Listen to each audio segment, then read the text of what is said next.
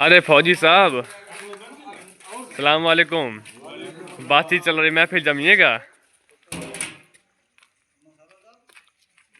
आज फिर दोस्तों बिरयानी का जुगाड़ है। जिसको आना हो दौड़ लगा के आ जाओ। वही अंकल, तैयारी चल रही है, अखनी बन रही है। चलो बढ़िया है। ये देखो भाई, चावल डाल दिए हैं भगोना में। इसमें डल रहा है गरम मसाला बिरयानी का। ये है गोश्त।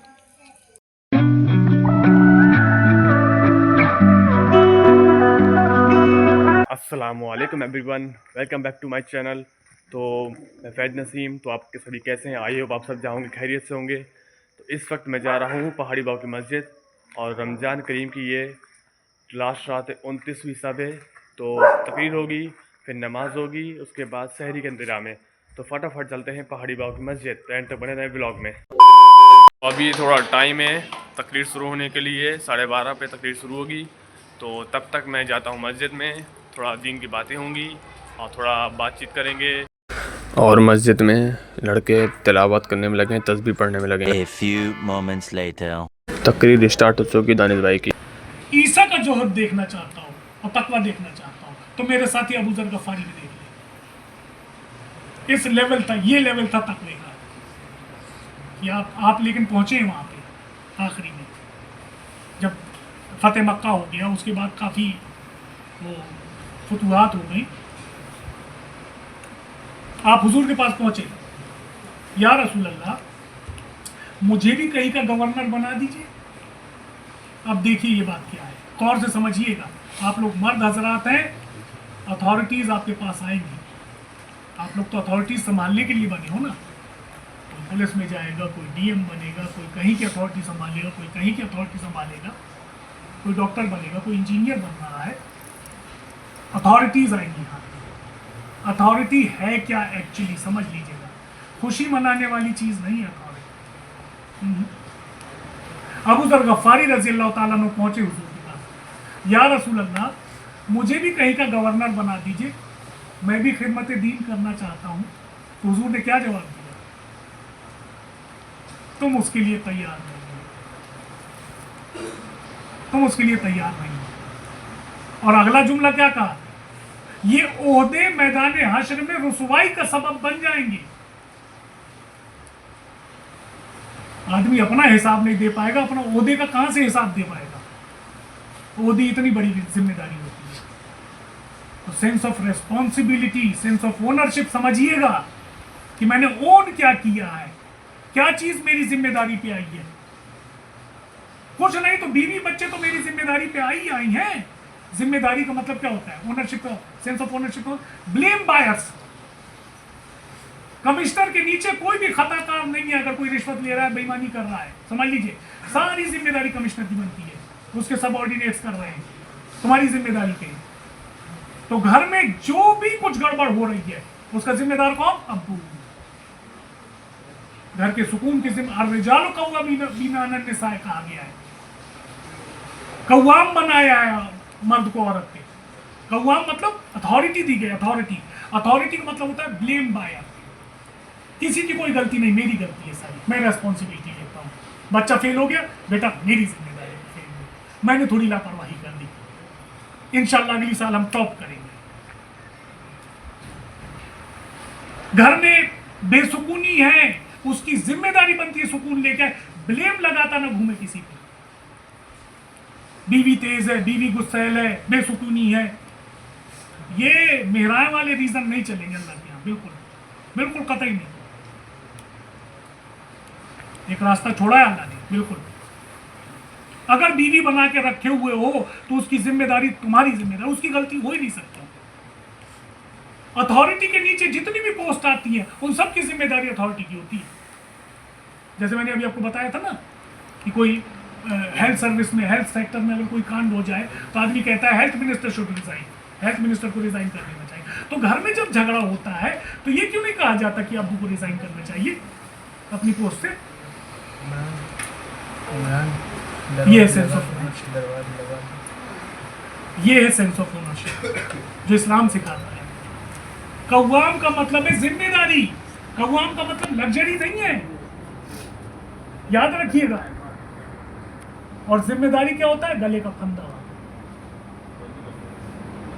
कव्वाम बनने के बाद ये ना समझे कि खुशकिस्मत हो गए, गले का फंदा है जिम्मेदारी। मैं हजरत उमर का वाक़या बताता हूँ, आपको अथॉरिटी समझ में आ जाएगी यहाँ से। हजरत उमर फारूक रज़ियल्लाहु ताला अन्हु का वाक़या। हुजूर ने एक मरतबा हुजूर हजरत उमर से पूछा, समझिएगा जरा, मैं कंट्रास्ट दो रिवायतें पेश करूंगा आपके सामने, कंट्रास्ट सबने सुनी होंगी, उससे नतीजा निकालिएगा। हजरत उमर फारूक रज़ियल्लाहु ताला अन्हु हुजूर के दौरे, जब मदीना का दौर था, फुतूहात हो चुकी थी और ये वाला दौर था, तो हुजूर ने हजरत उमर से पूछा, ऐ उमर क्या करोगे उस वक्त जब बर्क से ज्यादा रोशन, बिजली से तेज, बिजली से ज्यादा रोशन और उसकी कड़क से ज्यादा तेज आवाज के साथ दो फरिश्ते तेरे सामने आ जाएंगे, मतलब कब्र में। समझिएगा इस बात, कब्र में जब दो फरिश्ते बिजली से तेज रोशन और बिजली से तेज आवाज कड़क के साथ तेरे सामने आ जाएंगे, तो क्या करोगे? तो हजरत उमर क्या कहते हैं? हजरत उमर कहते हैं, या रसूलल्लाह, मेरी कैफियत किस वक्त कैसी होगी? तो रसूलल्लाह ने कहा, तुम बिल्कुल ऐसे होगे जैसे मेरे सामने खड़े हो। तो फिर हजरत उमर मुस्कुराए, फिर कह रहे, या रसूलल्लाह, फिर मैं उन्हें देख लूंगी, फिर मैं उन्हें देख लूंगा। ये कॉन्फिडेंस, ठीक। अब यही उमर है जिन्हें 10 साल खिलाफत के मिल गए, 10 साल खिलाफत के मिल गए, खलीफा बन के रहे। अब इंतकाल का वक्त नजदीक है। अब्दुल्लाह इब्न उमर रज़ियल्लाहु ताला अन्हु से रिवायत है कि अब्बा पे इतनी बेचैनी, इतनी बेचैनी, इतनी बेचैनी इंतकाल के वक्त कि आप कांप रहे हैं, तड़प रहे हैं, और मैंने वो देख के उनका सर अपनी रान पे रखना चाहा, गोद में रखना चाहा, तो क्या कह रहे हैं? छोड़ दो, छोड़ दो, छोड़ दो, मुझे ऐसे ही छोड़ दो। कह रहे, फिर मैंने उन्हें तसल्ली देने के इरादे से ये कहा, क्या कहा? या बाप, ए अब्बा, आप क्यों परेशान होते हैं? आपका मामला तो थ्रू एंड थ्रू है। रसूल अकरम सल्लल्लाहु अलैहि वसल्लम, आप खुलफाए राशिदीन में से हैं, आप बदरी सहाबी हैं, और आपके बारे में तो अल्लाह के रसूल सल्लल्लाहु अलैहि वसल्लम की पेशन गोई ये है कि ये कहा गया है आपके बारे में, हुजूर अकरम सल्लल्लाहु अलैहि वसल्लम ने, कि अगर मेरे बाद नबूवत जारी रहती तो अगला नबी उमर होता। इतने बड़ी बड़ी बशारतें आपको मिली, आप क्यों बेचैन? और अब हजरत उमर के मुंह से अल्फाज क्या निकले? बेटा, अगर मैं मैदान हाशर में बराबरी पे भी छूट गया ना, तो अपने आप को कामयाब मानूंगा। ये है वो अथॉरिटी का प्रेशर। समझ रहे हैं अथॉरिटी कितना प्रेशर लेके आती है? अथॉरिटी इंजॉय करने वाली चीज नहीं है। आप सब किसी ना किसी ओहदे पे जाएंगे, ओहदे पे नहीं जाएंगे तो कम से कम हस्बैंड तो बनेंगे ही बनेंगे, घर की सरबराही तो मिलेगी ही मिलेगी सबको, इंशाअल्लाह। तो सरबराही जिम्मेदारी के साथ है, अथॉरिटी रेस्पॉन्सिबिलिटी के साथ है, लग्जरी के साथ नहीं है, याद रखिएगा। जितना ओहदा ऊपर जाता जाएगा उतना ही आपकी फैसिलिटीज नीचे आती जाएगी।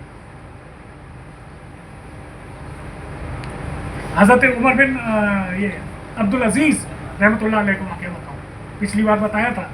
हजरत उमर बिन अब्दुल अजीज रहमतुल्लाह अलैह को वाक़या,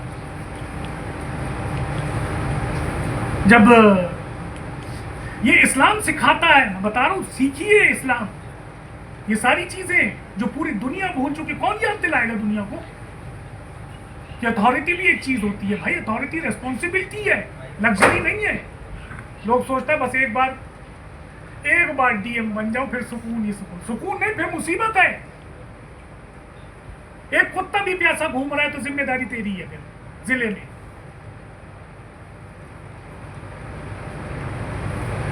सिर्फ तनख्वाह जितनी आ रही है उस पर तेरा हक है, तेरा लालन पालन उससे चलेगा, बस वो है तेरी। रोटी कपड़ा और मकान वो है जो तनख्वाह आ रही है। तू एक सर्विस देने के लिए वहां पहुंचा है, एक स्किल है तेरे अंदर, वो तो लोगों तक पहुंचाने के लिए वहां पहुंचा है। पहुंचा लोगों तक। अगर कोई भूखा है पूरे जिले में तो जिम्मेदारी तेरी बनती है। ये है अथॉरिटी। उमर बिन अब्दुल अजीज रहमतुल्लाह अलैह को आगे बताऊंगा। हजरत उमर बिन अब्दुल अजीज रहमतुल्लाह अलैह ये बनु उमय्या के वो हैं खलीफा। जब खिलाफत मुलूकियत में बदली और फिर बादशाह दर बादशाह आते गए तो उनमें से बीच में एक आए हैं उमर बिन अब्दुल अजीज रहमतुल्लाह। उलमाओं का कहना है कि ये भी खिलाफत राशिदा के हैं। कितना अच्छा। आप जब मदीना के गवर्नर थे उमर बिन अब्दुल अजीज रहमतुल्लाह अलैह, जब आप मदीना के गवर्नर थे ऐसी लाइफ थी लग्जीरियस कि कहते हैं 30 ऊंटों पे जब काफिला इनका चलता था, जब इनका काफिला मूव करता था इधर से उधर पूरी फौज के साथ, पूरे लश्कर के साथ, तो 30 ऊंटों पे सिर्फ इनके जाती इस्तेमाल की चीजें होती थी। परफ्यूम्स, कपड़े, जूते, ये सब होती थी। इतनी लग्जरी लाइफ। ठीक है।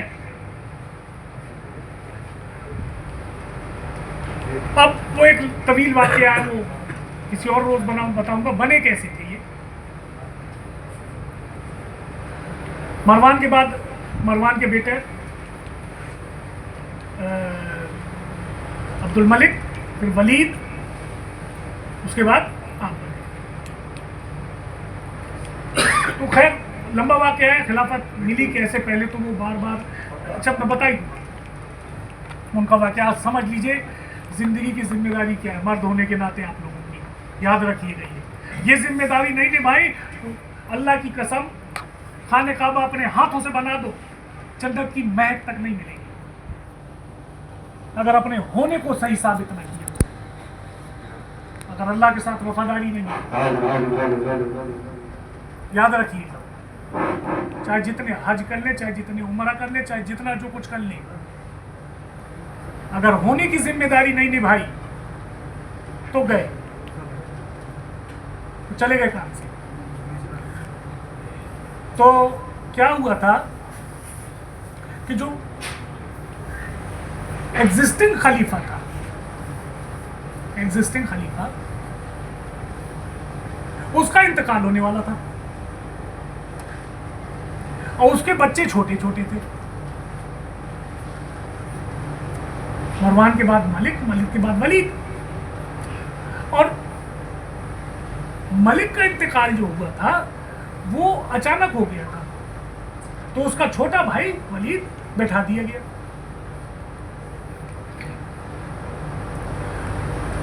गद्दी पे। तो आप जानते हैं अथॉरिटी की लालच कितनी बड़ी लालच होती है। देखनी है तो सऊदी अरब में जाके देखिए, जब ये पोस्ट स्विच होती है ना,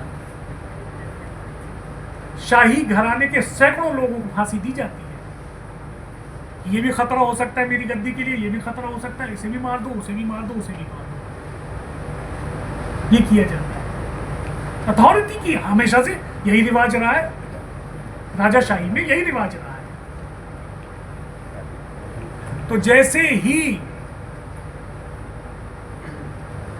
वलीद के इंतकाल का वक्त नजदीक आया तो इसने वजीर को बुलाया और पूछता है कि यार ये बताओ, मेरा तो इंतकाल होने जा रहा है और मेरे बच्चे छोटे छोटे हैं। अब्दुल मलिक के बच्चे बड़े हैं मेरे बड़े भाई के, अगर वो बच्चे गद्दी में बैठ गए तो मेरे बच्चों को मार देंगे। तो मुझे अपने बच्चों की जान बचानी, कोई तरीका बताओ, आइडिया दो। तो वो कहने लगे अमीरुल मोमिनीन ऐसा करिए, अपने बाद वली अहद मुकर्रर कर दीजिए। तो कह रहे हैं अरे मैंने इसके बारे में बहुत सोचा, वली अहद हो भी तो कोई नजर में। उमर बिन अब्दुल अजीज कौन थे? इनके बहनोई थे। तो कहने लगे अमीरुल मोमिनीन, वजीर कहता अमीरुल मोमिनीन मेरे ज़हन में एक नाम है लेकिन बगावत हो सकती है उससे। क्यों? क्योंकि घराना ये नहीं है, क्या बताओ, कह रहे, उमर बिन अब्दुल अजीज को आप नामजद कर दीजिए। अरे क्या कह रहे हो तुम? अरे कहने लगे उसने आपकी जब ताजपोशी हो रही थी तो उसने बड़ा सपोर्ट किया था, उसने वोट दिया था आपकी तरफ और उसकी राय ली गई थी तो उसने आपका सपोर्ट किया था। A few inches later. और तकरीर के बाद जैसे तकरीर मुकम्मल हुई तो कुछ देर बाद दानिश भाई के साथ सभी लड़के बैठे, या कुछ लोग नमाज़ पढ़ रहे थे, कुछ लोग खड़े थे। तो दानिश भाई ने कुछ बातें और बताई लोगों को बाद में, और सभी लोग बैठे थे। उसके बाद नमाज शुरू होने का वक्त था। One eternity later. दोस्तों फाइनली 29वीं सब लास्ट रमज़ान की लास्ट रात मुकम्मल हुई और तकरीर दानिश भाई की मुकम्मल हुई, दुआ मुकम्मल हुई, नमाज मुकम्मल हुई और बिरयानी खाई मज़े से। तो आप लोग को व्लॉग कैसा लगा, वीडियो को लाइक करें, कमेंट करें और चैनल सब्सक्राइब करें। दुआ में याद रखें। खुदा हाफिज़।